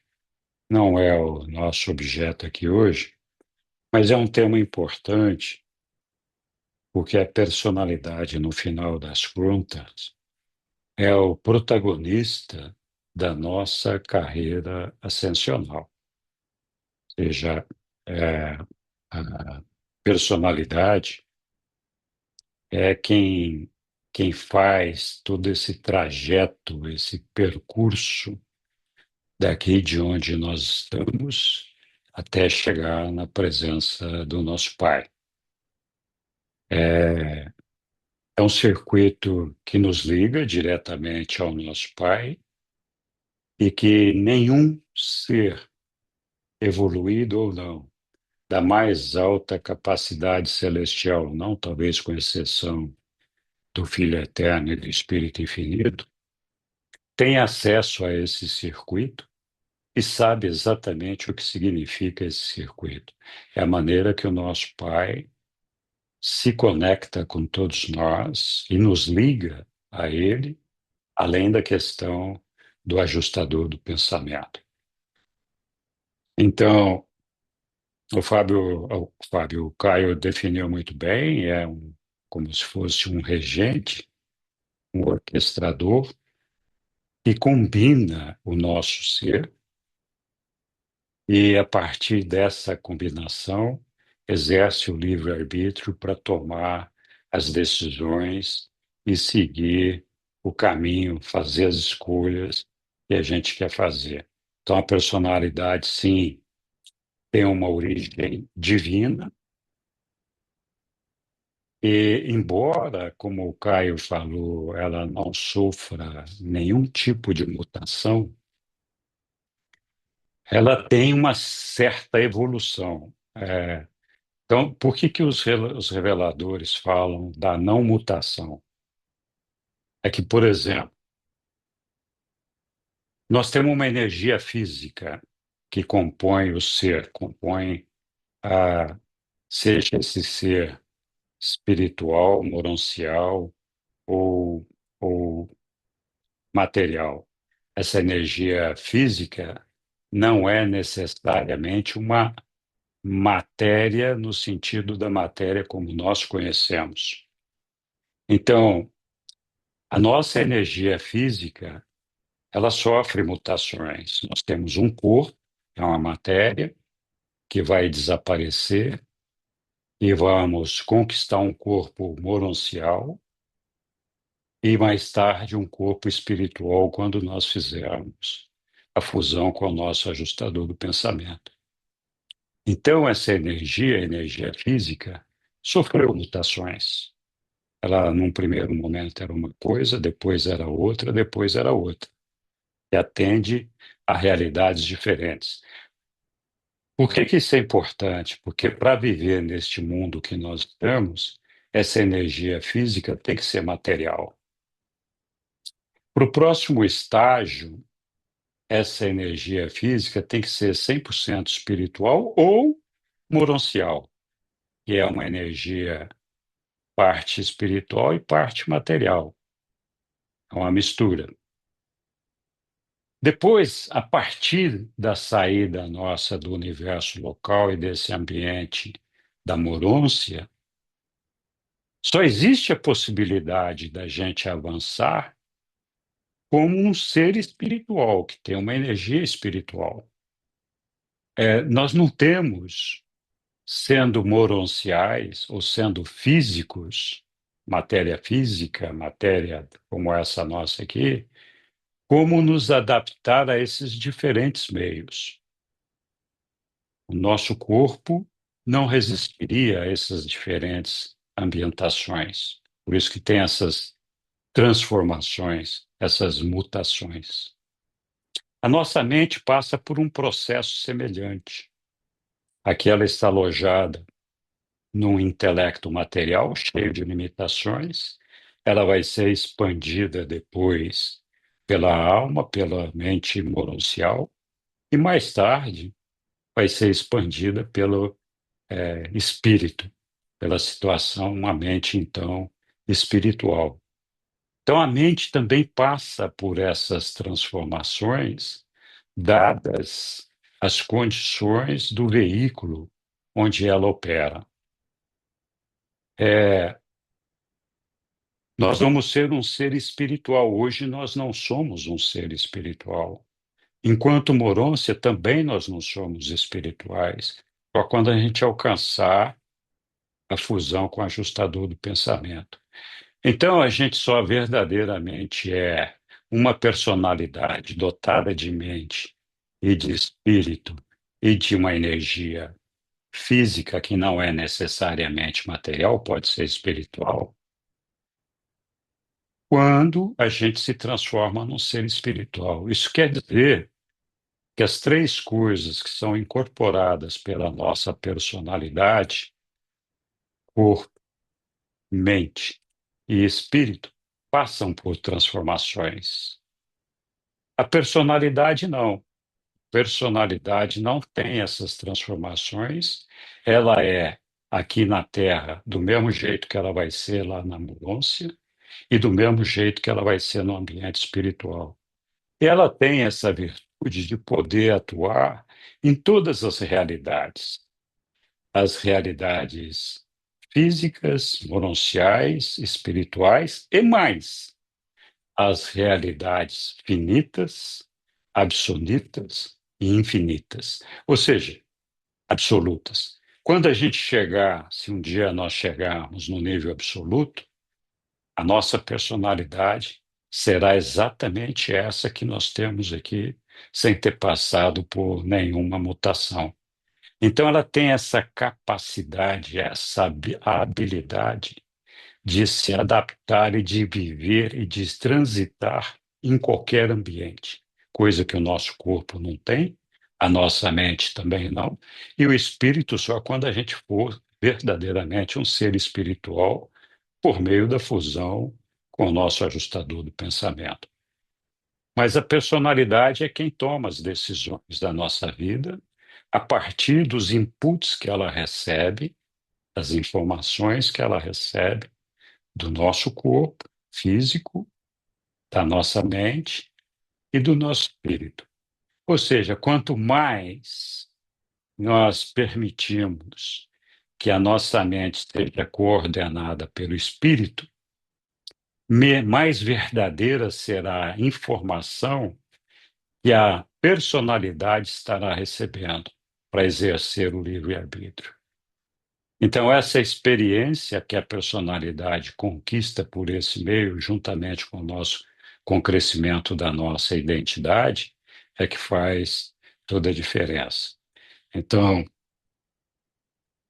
não é fácil, nenhum de nós entende exatamente essa questão da personalidade, mas não é aquilo que nós pensamos aqui no nosso meio, como o Caio já falou muito bem. Algum dia nós podemos marcar aqui para falar exclusivamente desse tema, que é um tema bastante inspirador, aguçador, desafiador e eternamente não compreendido, pelo menos para nós aqui e para muitos dos reveladores.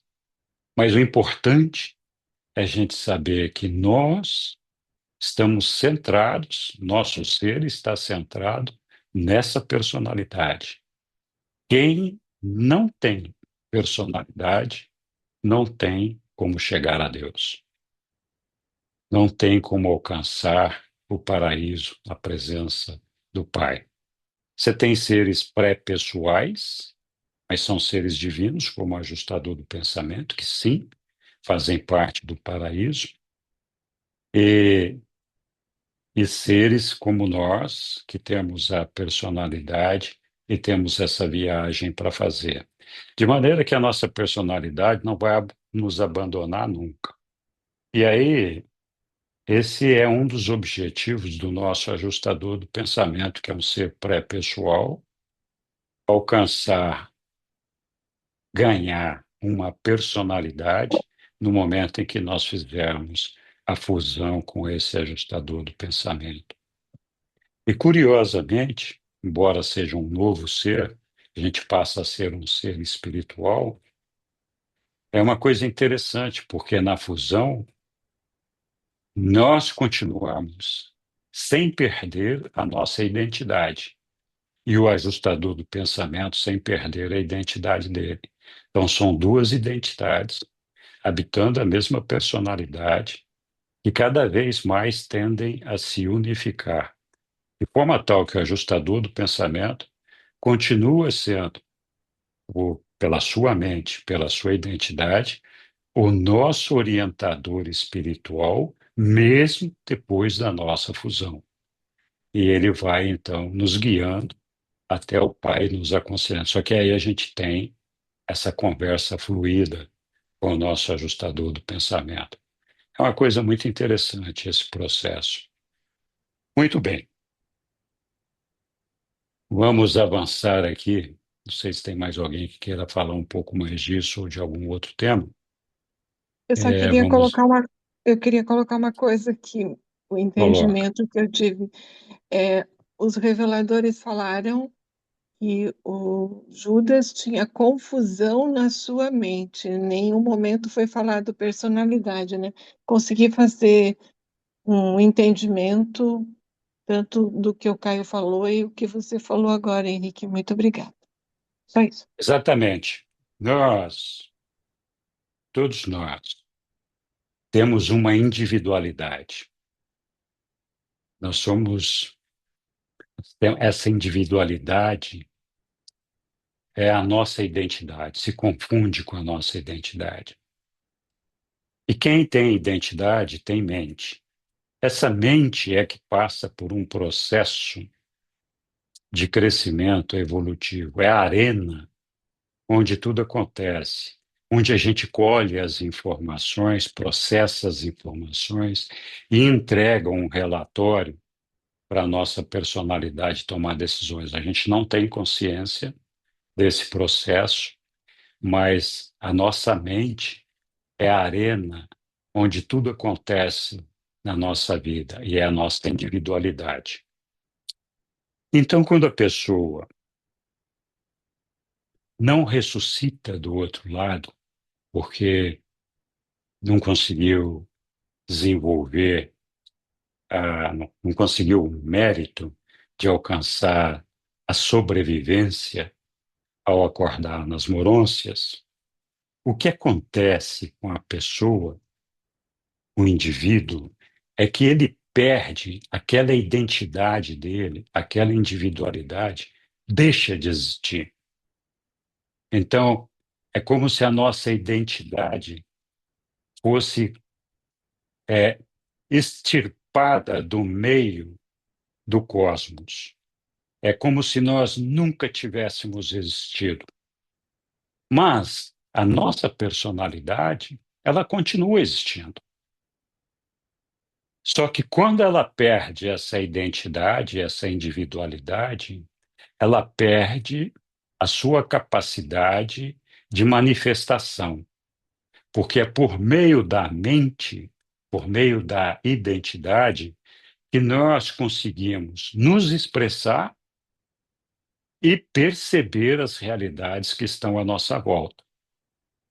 Então, sem essa mente, sem essa identidade, quem tem identidade tem mente e vice-versa, mente se confunde em alguns aspectos com a identidade.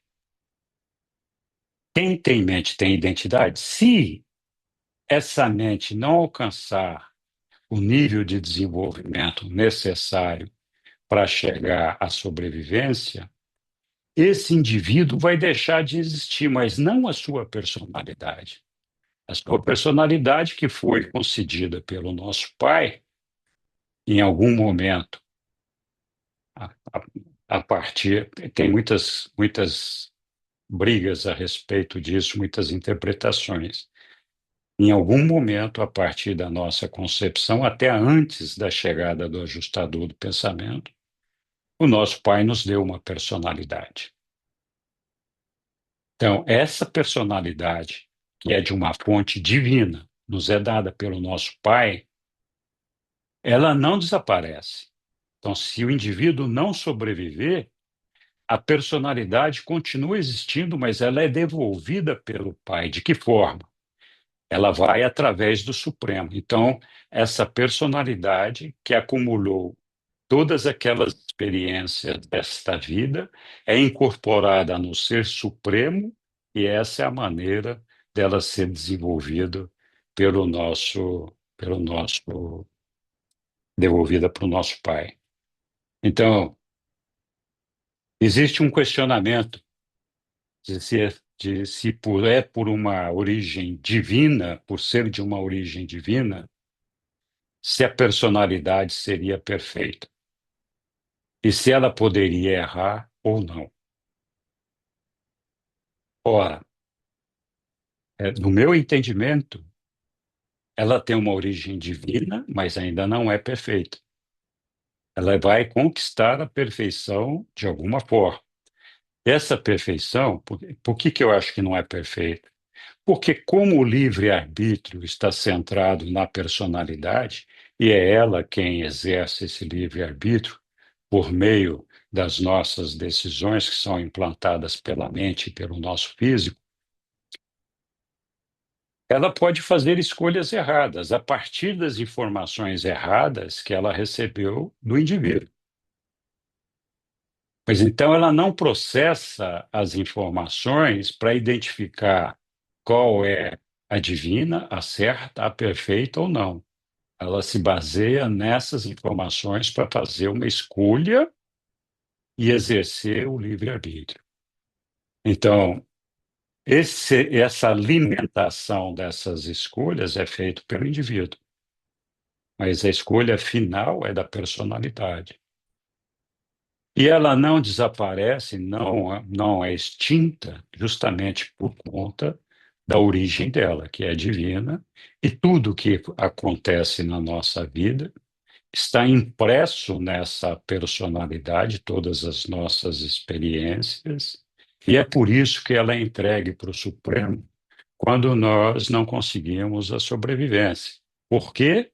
Porque nela está o registro de todas as nossas experiências, o que o Supremo usa para o seu próprio desenvolvimento e crescimento, né? Então, faz parte desse desenvolvimento. O certo seria que nós, como personalidade, entregássemos a nossa experiência para o Supremo, cumprindo a vontade do nosso Pai, chegando até o paraíso e vivendo todas essas experiências para o Supremo até chegar lá. Mas se não chegar, vai ficar o registro do pouco ou do muito pouco, de quase nada do que nós fizemos aqui na mão do Supremo. Então, essa que é a ideia. Ah, como o Caio falou, como eu falei, nem os reveladores têm uma ideia correta do que vem a ser exatamente a personalidade, ou seja, que todas essas interpretações que eu estou fazendo aqui são resultado dos meus estudos sobre esse assunto, que podem estar completamente equivocados. Cada um, no seu estudo, vai formar uma opinião. Eu já mudei bastante de opinião a respeito disso ao longo dos últimos anos. Espero mudar mais ainda. Mas com certeza nós só vamos saber disso quando a gente chegar lá no Pai, se é que nós vamos saber, né? Mas essa é que é a ideia. Muito bem. Elionai, você quer falar um pouco da sua ideia sobre esse assunto que você estava falando aí, qualquer coisa? Acho que você postou lá no chat, né? Mas acho que não quer falar também. Tá bom. É, alguém mais? Vamos ver se a gente avança. Oi, oi, oi, Mais um. tô me ouvindo? Oi, fala. Agora Ah, sim. tava sem microfone, tava procurando onde tava aqui. Bom, na Ah, verdade, bom. eu tenho uma interpretação sobre a questão do assunto do aborto e sobre a questão da personalidade. Só que ele é bem comprido, né? Aí eu vou preparar uma apresentação, que eu acho que vai sair Hum, lá no Café Urântia, e fica até o convite para todo mundo lá. boa, boa, boa, boa. Estaremos lá para assistir. É, exatamente. Existe essa discussão do, do momento que a personalidade é concebida, é dada, é cedida pelo pai para o ser humano, e isso faz uma diferença gigante na questão do aborto. Eu, pessoalmente, entendo que o pai nos dá a personalidade no momento da concepção. Mas tem gente que acha que não, que é pouco antes da chegada do ajustador do pensamento, está valendo. Nenhum dos dois pode afirmar com precisão qual é o certo, porque os reveladores não falam. Mas, admitindo que a personalidade seja concedida pelo pai no momento da concepção, naquele momento que faz o aborto, então, a gente está matando um potencial filho de Deus. Se não tiver a personalidade ali, é só um animalzinho. Não quer dizer que faz diferença. Ninguém quer matar nenhum animal. Mas ainda não é um potencial filho de Deus, porque ainda não tem a personalidade, né? Então, vamos ver o Elionai falar desse assunto depois ali. Diga, Roberto. Olha, eu acredito que uma das características da personalidade é que você é pessoa, você se realiza como pessoa na relação com outras pessoas. Essa qualidade relacional da personalidade me dá mais uma informação da natureza da personalidade. Isso está na própria origem da palavra personalidade, no termo grego persona. Nos antigos teatros gregos, os atores usavam na frente da face uma máscara por onde passava o som da fala dos atores. Persona. Sona é som em grego. Persona é por onde passa o som da fala dos atores. Então, para ser pessoa, tem que haver fala, tem que haver comunicação com outras pessoas. é uma palavra parecida com você.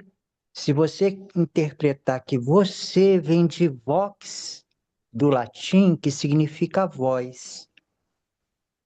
Essa ideia de que você é pessoa na relação com outras, ela está expressa no diálogo de Rodin de Alexandria com os discípulos a respeito se Deus é ou não é uma pessoa. Tem um parágrafo logo no início que Rodin diz: para que Deus seja pessoa, é necessário que existam outros seres coiguais com os quais ele seja capaz de uma simpática comunicação espiritual. Então, nessa frase de Rodin está implícito a ideia de que você é pessoa na relação com outras pessoas. E agora vem, a partir disso, a minha ideia de quem é a nossa pessoa na eternidade. Primeiro, a personalidade, funcionalmente, ela se realiza na relação com outras pessoas. Então, se é relacional, a pessoa real que cada um de nós é quem nós somos para a pessoa infinita de Deus que nos deu uma personalidade. Então, a nossa relação com a pessoa de Deus é a relação fundamental. Isso tem a ver com uma expressão, eu creio que nos primeiros 5 documentos, quando o revelador diz, eu acho que é a realidade da personalidade, esse tópico. Ele diz assim: ninguém é pessoa senão para Deus, o Pai universal. Quer dizer, a personalidade é quem eu sou para a pessoa infinita de Deus, o Pai universal, que criou e me deu uma personalidade. Mas aí vem mais, tá? Que é o seguinte: se a personalidade se realiza na relação com outras pessoas, cada personalidade é única, eu acredito que quando o Pai Universal criou e deu uma personalidade única para cada um de nós, nessa personalidade que ele nos deu, está uma chave para um relacionamento pessoal de amor perfeito com todas as outras pessoas do universo. Não sei se eu cheguei, e essa dádiva somente a pessoa infinita de Deus poderia dar. Tem uma expressão no livro de Urântia que ele diz que Deus, o Pai Universal, ele deu de si tudo que ele poderia dar. Tudo que ele poderia dar de si para o Filho Eterno, ele deu. E depois para o Espírito Infinito. E ele guardou para si algo que ele não poderia dar. E esse algo é a dádiva da personalidade. Por quê? Se em cada pessoa única que o Pai Universal cria está a chave para um relacionamento pessoal com todas as outras pessoas do universo, só ele poderia dar uma personalidade, porque só ele tem em si a origem de todas as outras pessoas. Eu não sei se eu consegui me expressar bem, mas na nossa personalidade única, eu acredito que está a chave para um relacionamento pessoal de amor perfeito com todas as outras pessoas do universo. Isso, para mim, é grandiosíssimo, porque cada pessoa é única. E a gente tem que aprender no nosso relacionamento com cada outra pessoa a ser a perfeição que o Pai Universal depositou em nós naquele relacionamento. E isso é algo que eu estou chegando à conclusão e eu acho isso maravilhoso. Eu acho isso maravilhoso porque todos nós, diante desse entendimento, nos apresentamos com um desafio de, no nosso relacionamento pessoal, com cada pessoa, alcançar a perfeição do amor naquele relacionamento. É isso. Muito obrigado, Roberto. Oi, Caio.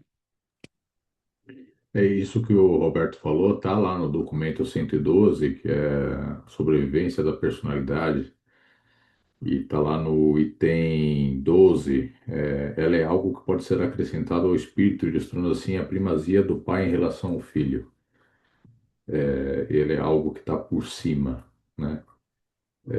É um documento que fala bastante de personalidade e fica bem legal aqui porque ele fala assim, ó, é, embora, como é que é? É,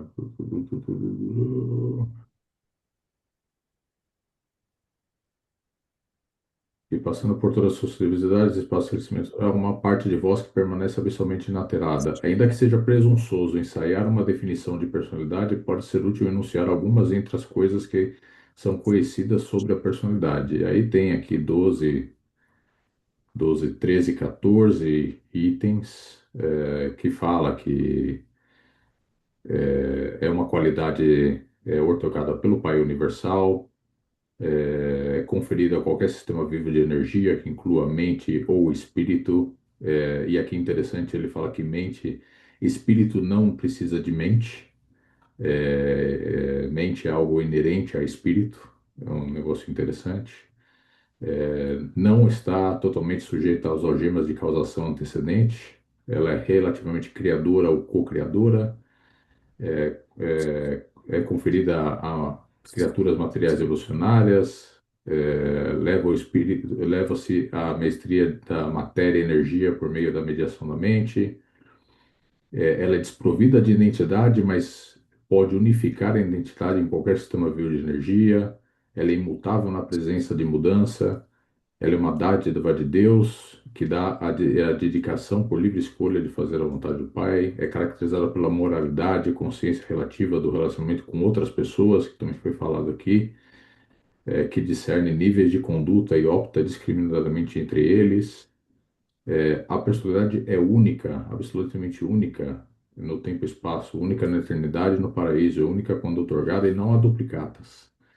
E fala aqui que ela é a fonte de toda a criatividade. Então, é como se fosse aquela nota única, é uma nota única que Deus dá para cada um, de maneira que você vai receber um dom que é único e é dado, e é falado em outros pedaços do livro também, que ela é o veículo para a tua identidade. Porque assim, o ser humano ele nasce, ele cria uma identidade, né? Essa identidade mente material, né? E para essa identidade tua sobreviver no universo, ela tem que em algum momento se espiritualizar. E o transporte onde essa identidade tua se espiritualiza é através da personalidade. Então, a personalidade, é até falado lá, ela vai sempre voltar ao pai, que é a origem dela. A questão é a tua escolha, se essa tua identidade vai voltar ao pai com a tua identidade única ou sem. Isso é uma escolha do livre-arbítrio do ser humano, né? Assim, é riquíssimo, é um negócio maravilhoso, mas é complexo e é dito mesmo no livro, né? Que eles falam que não tem explicação total. Muito bom, muito obrigado, Caio. Oi, Leopoldo.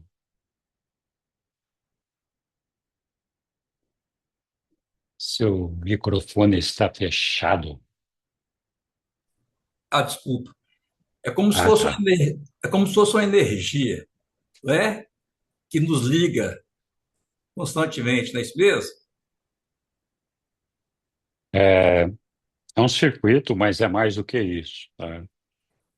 É porque ela tem características únicas para cada ser, né? Ela fala aqui que ele não as soma entre si. Elas não são somáveis, são associáveis, mas não totalizáveis. Isso. É como se fosse uma nota única mesmo de Deus, uma dádiva única de Deus. É importante a gente ter uma percepção da questão da personalidade como sendo um elemento essencial do nosso ser que faz com que nós sejamos parte dessa, dessa criação com um destino de alcançar o nosso Pai. Então, a criação do nosso Pai é vastíssima, né? Tem tantos seres e tantas coisas criadas pelo nosso Pai, e, portanto, tem, tem uma parte do nosso Pai, por ser criado por Ele, tem uma parte do nosso Pai em todas as coisas, mas nos animais, por exemplo, excetuando o ser humano, eles não recebem a personalidade. A personalidade é uma coisa que só é dada para esses seres que podem alcançar o paraíso ou trabalhar no reino de Deus, ajudando a formação e o desenvolvimento desse reino. E alguém já falou aqui, acho que foi o Roberto, dessa capacidade da personalidade se relacionar com outras personalidades, porque esse é o nosso desafio, né? Na verdade, o nosso desenvolvimento está largamente baseado na nossa capacidade de nos relacionarmos com outras pessoas, outras personalidades, e essa personalidade, além de ter essa característica de permitir esse tipo de relacionamento, ela tem uma característica que ela permite o desenvolvimento de por essas associações de personalidades, o desenvolvimento de ideias e ideais. Então, é por conta da personalidade, porque nós temos a personalidade, que o ser humano pode discutir para falar, olha, vou construir uma ponte, vou construir uma casa, vou estudar engenharia, vou estudar isso, vou fazer leis assim, vou ser leis assado. Então, formam um relacionamento de personalidades que motiva o desenvolvimento criativo e o desenvolvimento de ideais a serem alcançados. Os animais que estão desprovidos de personalidade, eles não têm essa característica. A gente nunca vai ver qualquer animal, seja cachorro, gato, periquito, papagaio, macaco, seja lá o que for, discutindo, pessoal, vamos tratar aqui do nosso futuro. Vamos discutir as leis, como é que nós vamos receber o nosso salário. Vamos discutir aqui como é que nós vamos alcançar Deus.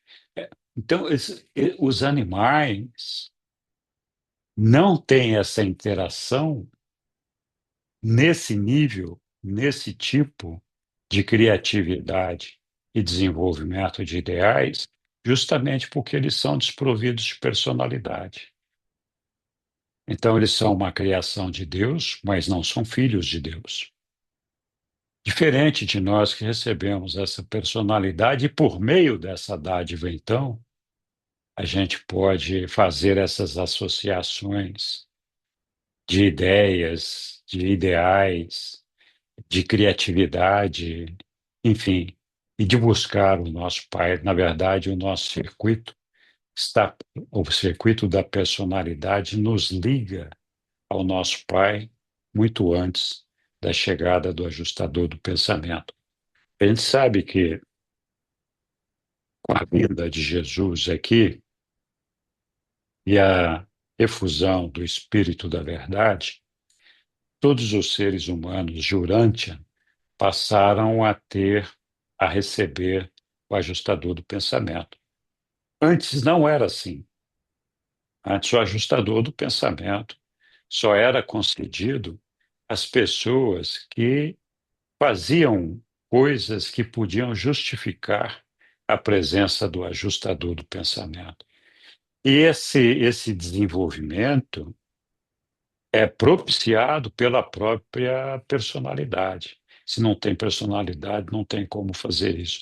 Então, antes de Jesus, já todas as pessoas recebiam a personalidade e tinham parte desse circuito de ligação com o nosso Pai.